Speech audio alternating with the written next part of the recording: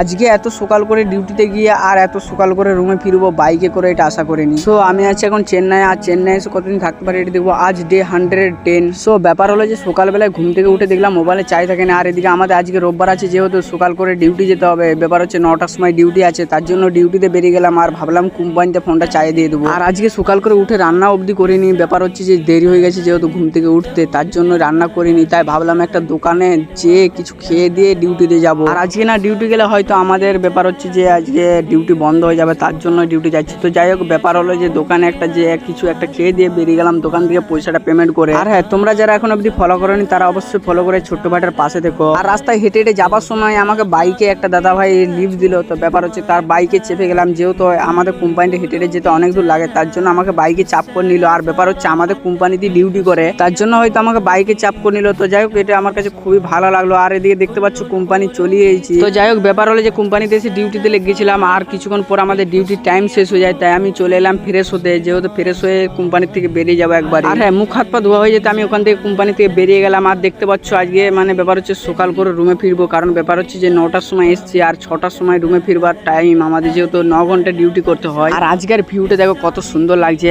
আর রাস্তা যাওয়ার সময় আমার একটা বন্ধুর সঙ্গে দেখা হয়ে যায়, একসঙ্গে ডিউটি করি, আর তার বাইকে আমাকে চাপ করে নিল। আর এই বন্ধুটা অ্যাকচুয়ালি ডাক্তার দেখাতে যাচ্ছিল, অসুবিধা হয়ে গেছে তার জন্য। আর ভারনাবাসীতে ডাক্তার দেখাবে, তার জন্য আমাকে রুমে এগিয়ে দিবে। তো যাই হোক, টাটা বাই বাই, নেক্সট ব্লগে আরও দেখা হচ্ছে।